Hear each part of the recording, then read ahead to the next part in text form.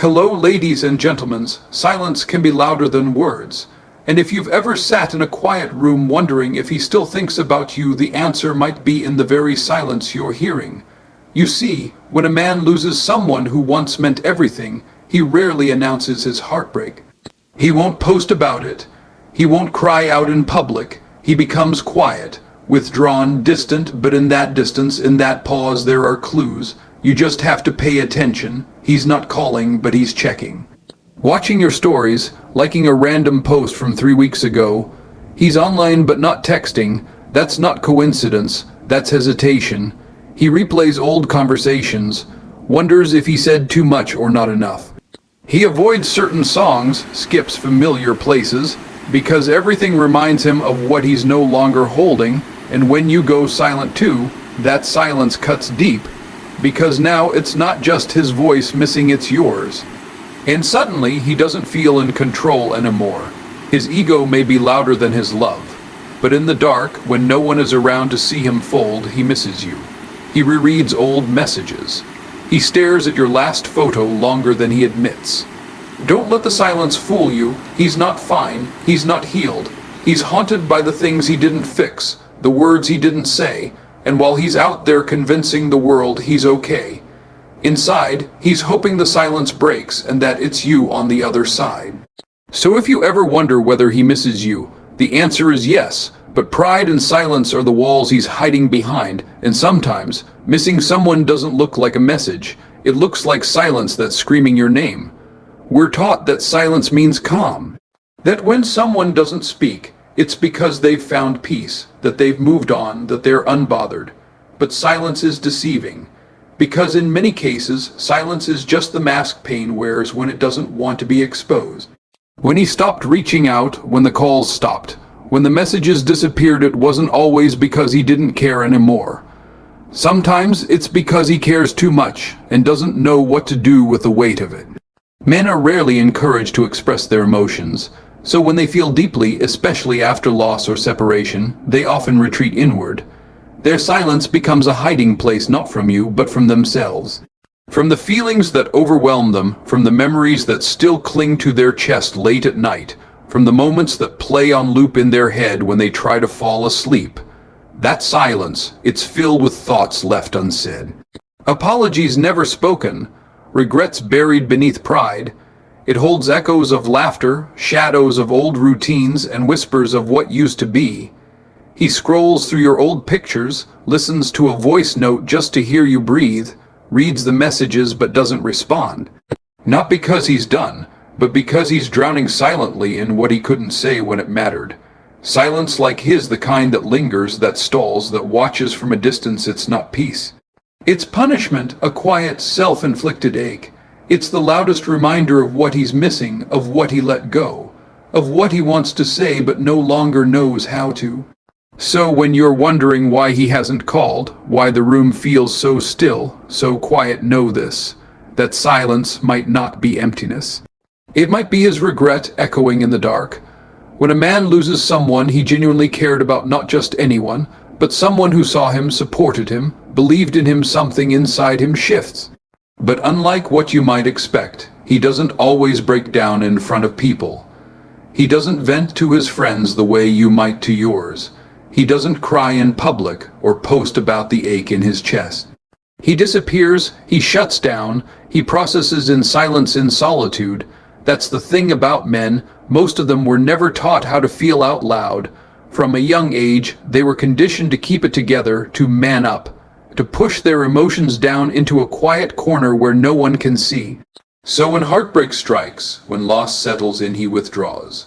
He might still go to work, still hang out with people, still laugh at a joke, but internally, he's not okay. He's reliving conversations, replaying your voice, thinking about the day things changed, but he'll do it alone in his car late at night, staring at the ceiling before bed, scrolling through your photos when no one's watching. That's where his pain hides, in the quiet hours, away from the eyes of the world. And it's not that he doesn't want to talk. It's that he doesn't know how. He doesn't know how to say, "I miss her," without feeling weak. He doesn't know how to admit that he messed up, that he thinks about texting but gets stuck on the screen every time. He doesn't know how to say that your absence created an emptiness he thought he'd be immune to. So instead of reaching out, he pulls away. Instead of breaking down in front of someone, he bottles it up and keeps walking. But make no mistake, he's not unbothered. He's not detached. He's just hurting quietly, carrying the weight of what he lost in the only way he knows how, alone. He might not say it out loud. He might not show it on his face. But he feels it in the silence of his room, in the space you used to fill, in the life that no longer has your voice in it. That's where the loss lives now, and that's where he tries to survive it in solitude, behind the silence. When someone walks away, it's easy to assume that life just moves on for them, that they've shifted into a new routine, found distractions, filled their days with noise and new faces. But change doesn't always mean freedom. And routine doesn't always mean peace. For him, the routine did change, but not because he stopped caring. It changed because he still does. You were woven into his days in small, quiet ways. The way his mornings started with your messages, the songs that played on the drive to work, the ones you once sang together or shared late at night. The inside jokes, the check-ins, the small talks that made big days feel softer. You became part of his rhythm, and when you left, the silence rearranged everything. Now he wakes up and reaches for his phone out of habit, only to remember you're no longer there. His commute feels longer. The music feels hollow. Coffee doesn't taste the same when he's not telling you about his day. There's no one asking how he's doing and really meaning it. No one noticing the small weight he carries behind his voice. He changes his routine not to forget you, but to survive your absence. He might take a different route home now, just to avoid the cafe you both used to go to. He might stop listening to that one playlist because every lyric reminds him of a night you both swore you'd never forget.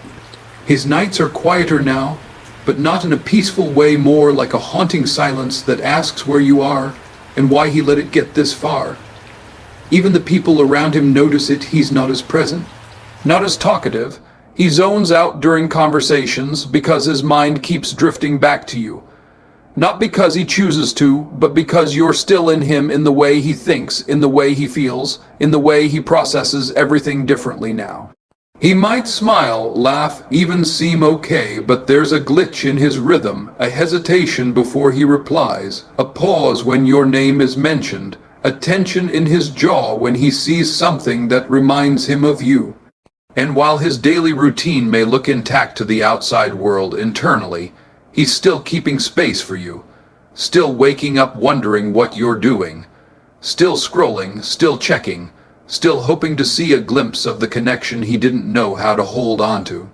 Because even if you're no longer in his life, you're still in his day, in all the places his routine refuses to let go of you. There's a strange kind of grief that shows up after someone leaves, the kind that lingers in physical places, in ordinary locations that suddenly feel too heavy to step into. And for him, those places aren't just spots on a map, they're memories in disguise. They're reminders of what once felt safe, intimate, alive. They're reminders of you. He avoids them now, maybe not all at once, maybe not consciously at first. But slowly, subtly, he starts to reroute his steps. That cozy little coffee shop where you both used to sit and talk for hours, where time felt like it slowed down, he doesn't go there anymore. The chair by the window still holds your energy. The barista still remembers your order, and the song playing in the background, that was your favorite. Even the street he used to take to your place, he chooses a different path now. Not because it's faster or easier, but because he doesn't want to pass by that one building, that one corner, that one light where he used to wait for you, where he used to feel excitement just knowing you were on the other side of the door. He avoids the park where you used to walk together, where your laughter once blended with the sound of leaves and wind. He skips the restaurant where you both shared too many late night meals and early morning kisses. Even certain stores, smells, songs in public he turns away, not because they're meaningless, but because they still mean too much. And it's not about forgetting. It's about not facing, because facing those places means feeling you again. It means standing in a moment where you used to exist beside him and realizing you no longer do. It means confronting the emptiness that now sits where love once lived. You see, places are powerful. They hold more than scenery, they hold emotion, connection, nostalgia. And when someone meant everything to you, those places become sacred wounds. He doesn't visit them not because he doesn't care, but because he still does, too much. So much that being there without you doesn't feel the same, it feels wrong. It feels like he's intruding on a memory he no longer deserves to live in. So yes, he avoids those places, not out of apathy, but out of reverence. Because every place that held you still holds you in his mind. And he's not ready to stand there and admit to himself that it's all part of the past now. It might seem like he's moved on, like the silence is his final word, but every time he taps your story and lets it play all the way through, there's something unspoken happening behind that screen. Because watching your story isn't just casual scrolling, it's quiet curiosity. It's the digital version of standing outside your life and wondering if there's still a place for him in it. He won't message you, not yet. Maybe not ever, but he watches every day or maybe every few. He waits for your name to pop up, and when it does, he lingers. He watches the seconds tick by as your face appears. Your laugh, your words, the places you go, the friends you're with, he takes it all in. And though he doesn't double, tap, doesn't reply, doesn't say a word, he's there, because sometimes watching is the only way he knows how to stay close. Messaging feels too vulnerable. Reaching out feels like defeat. What if you don't respond? What if you've already let go? What if you're not even thinking about him while he's still stuck in that space between missing you and fearing rejection? So he watches quietly, repeatedly, hoping the story gives him a glimpse, a clue that you're okay, or that you're not, that you're healing, or that maybe you miss him too. It becomes a ritual, a way to still feel part of your world without the risk of being turned away from it. And every time he watches your story and doesn't message, that's not indifference, that's hesitation, that's ego, that's regret, that's pride wrapped in fear. He might even type something, a hey, a you look happy, a I saw that place, remember when we, but he erases it. He stares at the blinking cursor, scrolling up through your old chats, remembering how easily the two of you once talked. Now it's hard, now it feels foreign. Now even saying hello feels like stepping across broken glass. And so he settles for distance, for the comfort of being a ghost in your notifications instead of a name in your inbox, because that's safer, quieter, easier to explain to himself, but behind every view. There's still attention. There's still emotion. There's still that part of him that doesn't know how to look away. There's something deeply human about wanting to reach out, about feeling a sudden wave of emotion, picking up the phone, typing something raw and honest, and then stopping. That's his reality now. You're still in his contacts, still one swipe away. He opens your chat, stares at your name, maybe even scrolls up through your last conversation, just to remember how things used to feel. Sometimes it's late at night when he's finally alone with his thoughts. Sometimes it's in the middle of the day, triggered by a song, a memory, or just a flash of missing you he didn't expect. But in those moments he types. He types words you'll never see. Hey, I was just thinking about you. I miss you. Do you still think about me too? Remember when we... He pours out a version of the truth he's too afraid to actually send. Sometimes he reads it back to himself, hovering his thumb over the send button, heart racing, but then he backspaces or locks his phone or deletes it all before the words ever leave his screen. Why? Because he's scared. Scared of how you'll respond, or worse, that you won't respond at all.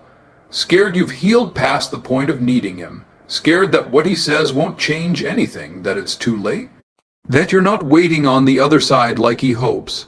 So he leaves messages in limbo. Drafts that only he knows existed. Thoughts that lived for a moment and died in silence. And yet, that process of typing and deleting, of reaching out and pulling back, it happens more than you realize. It's his inner conflict unfolding in real time. He doesn't want to look weak, doesn't want to seem desperate. He wants to believe he can handle this, that the silence is a sign of strength, not longing. But that's the thing, his silence is full of noise, of hesitation, of almosts. His texts may never arrive. His words may never leave the safety of his screen. But don't confuse that with not thinking about you.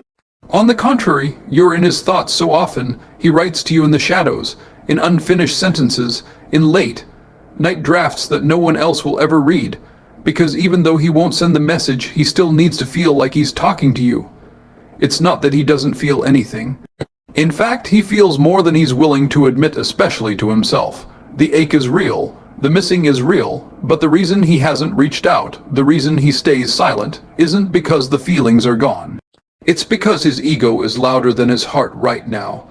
Ego is a fragile thing, and his has been bruised, even if he pretends otherwise. To reach out would mean admitting he was wrong, that he messed up, that he let go of something valuable and now feels the weight of that loss. And that kind of vulnerability, that kind of humility, it terrifies him. Not because he's incapable of feeling, but because he's been conditioned to equate vulnerability with weakness. He replays the last conversations you had, the things he said, the things he should have said but didn't. He knows the damage his silence or distance caused. Deep down, he knows he could have done things differently. And yet, instead of facing it, he hides behind pride because swallowing it feels too painful, too raw, too exposed. He tells himself you probably don't care anymore, that you've moved on, that maybe you're better off without him. But none of that comes from clarity, it comes from fear. Fear that if he does reach out, you won't be there, or worse. You will be, but not in the way he hopes. That you'll be cold or distant, or polite but detached. That you'll confirm what he's afraid to face, that his absence changed you. So his ego builds walls. It whispers lies like if she cared, she'd message first. It tells him not to be the one who folds. It convinces him that silence is safer, even when it's slowly suffocating him inside. He watches you live your life through social media, through mutual friends, through quiet curiosity. And even if something in him wants to speak, his ego reminds him of every reason not to. What if he looks desperate? What if he looks like he's chasing something that already left him behind? So he waits and waits, hoping time will numb it. Hoping maybe you'll be the one to reach out first, just so he doesn't have to admit that you still have that kind of power over him. Because for him, it's not the lack of emotion that keeps him silent, it's the fear of being seen as the one who still feels, the one who still wants, the one who still hurts, and in that inner tug-of war between his heart and his ego. It's not love that loses, it's expression, it's honesty, it's the message he never sends. It's not always the big things that bring someone to their knees after a loss, it's the small, unexpected reminders. The details, the fragments of a life that was once shared, and for him, it's those tiny pieces that still sting the most. He hears your song playing in a cafe over the radio, or maybe it randomly shuffles in his playlist, and just like that, he's back in a moment he thought he had buried. It's not just the lyrics, it's what they represent. The memory of you singing along, the way you once danced to it in the kitchen. The night it played in the background when he first realized how much you meant to him. That melody doesn't just bring nostalgia, it carries regret. He can't bring himself to delete certain photos. Maybe he told himself he would, maybe he even tried, but his finger hovered over the screen too long. Because those pictures aren't just digital files, they're captured moments of a version of himself he only knew when he was with you, in your smile, in your eyes, in the way you held onto him like home. He keeps them tucked away, not to revisit daily, but because letting them go would feel like erasing proof that it was real. Even the memories that aren't tied to physical things, the ones that just appear, they hit him when he least expects it. Standing in line at a store and suddenly remembering the way you used to make faces to make him laugh, or how you'd remind him to grab something he'd always forget. Driving through a street where you once held his hand, laughing over something trivial, and then feeling that ache in his chest when he realizes you're no longer there to finish the sentence. And these memories don't just exist, they interrupt, they pierce. They don't ask permission before arriving. They're not just soft moments filled with warmth, they're bittersweet now. Because every beautiful flashback is followed by the hollow realization that it's gone. And still, he doesn't talk about them, not with friends, not out loud. Instead, he sits with them in silence. Maybe a smile flickers across his face, followed by a quiet drop in his eyes. Because even though time has moved forward and people assume he has too, those songs, those photos, those memories, they live inside him like ghosts, gentle but relentless, and the sting, it doesn't mean he's stuck. It doesn't mean he hasn't tried to move on, it just means you mattered, more than he ever let on, more than he knows how to forget. He never expected your silence to last, not really. Maybe he thought you'd reach out eventually with a message, a reaction, a just checking in. Maybe he believed that even if he distanced himself, you'd be the one to bridge the gap, that somehow your heart would still do the heavy lifting, but you didn't. You went quiet, and suddenly everything shifted. Because for someone who thought he held the upper hand in control of the distance, the pace, the ending your silence felt like a challenge. It shook the illusion of certainty he had wrapped around himself. He told himself he was strong enough to pull away, but he never imagined you'd stop chasing. He counted on the comfort of your presence, even if it came with pain. But when you matched his silence, it unsettled something deeper than sadness. It bruised his pride. He starts to wonder, has she stopped caring? Is she really done? Was she stronger than I thought? Because in his world, silence meant control. It meant power. But now, you've taken that language and spoken it back to him without a single word. You haven't begged. You haven't posted cryptic messages. You haven't tried to get his attention. And that terrifies him more than anything else. He rechecks your page more often than he wants to admit. Not because he wants to come back, but because he wants to know you haven't forgotten. He's hoping for signs, a lyric in a caption, a picture that seems out of character, something that might prove you're missing him too. But when none of those signs appear, when your stillness remains as composed and deliberate as his, it eats at him. And here's the truth, your silence isn't just quiet, it's loud. It says, I'm not chasing anymore. It says, I've learned to live without needing closure. It says, you had your chance. That kind of silence isn't passive, it's power. It speaks volumes, not just about how hurt you were, but about how far you've come. And while he may never admit it, your silence makes him doubt everything.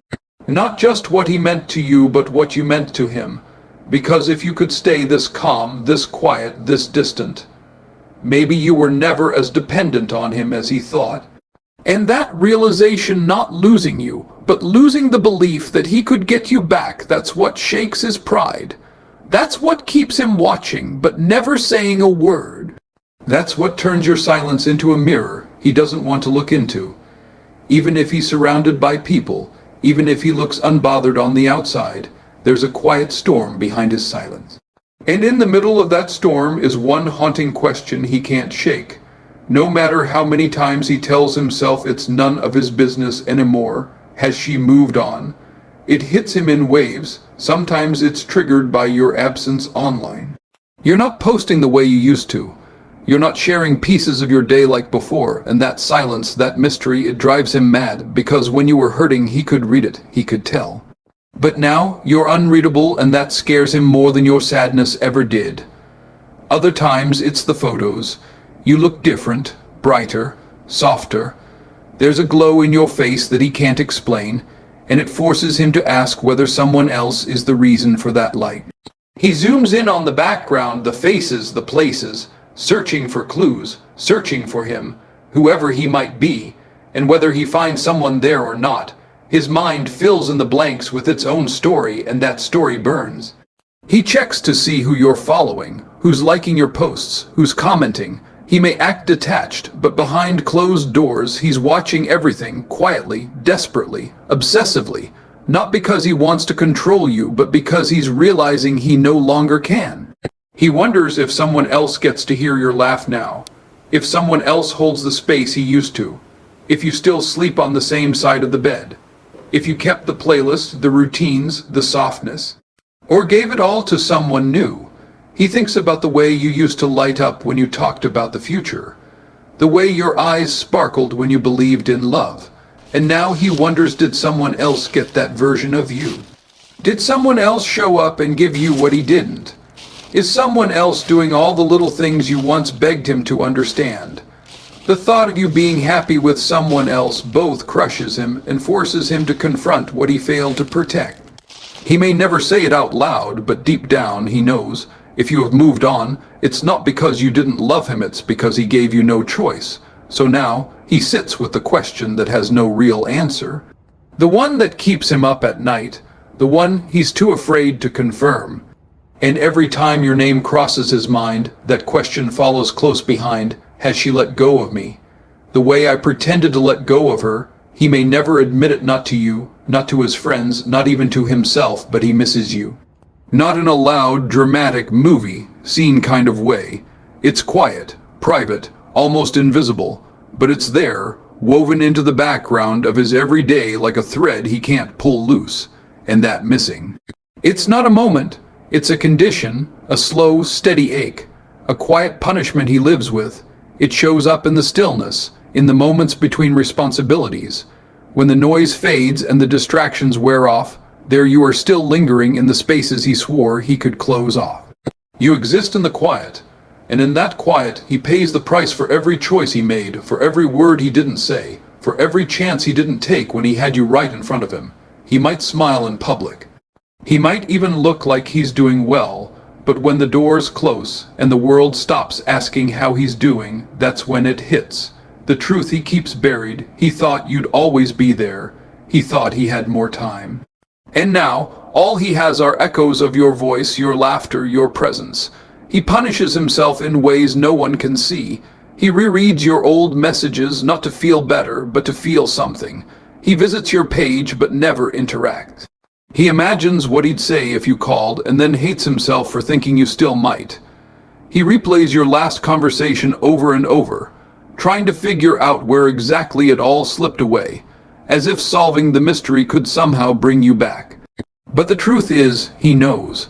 He knows his silence created a distance that love couldn't stretch across. He knows his pride, his indecision, his inability to choose you out loud. That's what carved this hollow space between you. So now he lives with it, quietly, not with anger, not even with bitterness, but with a dull, persistent ache. The kind of ache that doesn't go away with time, it just becomes part of who he is. You were the calm he didn't know how to hold. The safe space he didn't realize he needed until it was gone, and now, every day without you is a reminder, not just of what he lost, but of what he could have had if he had just loved you the way you deserved. So if you're wondering whether he misses you, he does, but he misses you in silence, in hesitation, in late night thoughts and deleted words. He won't say it. He may never say it. But his routine, his patterns, his pride, and his silence, they all speak on his behalf. Because missing someone isn't always loud. Sometimes it looks like him avoiding familiar streets. Sometimes it sounds like a song he skips before it reaches your part. Sometimes it's in the message he writes and erases, over and over again. And sometimes it's in the quiet way he watches, hoping you'll break the silence while he pretends it doesn't hurt. He misses you, and that is his quiet consequence, the one he lives with. Every single day,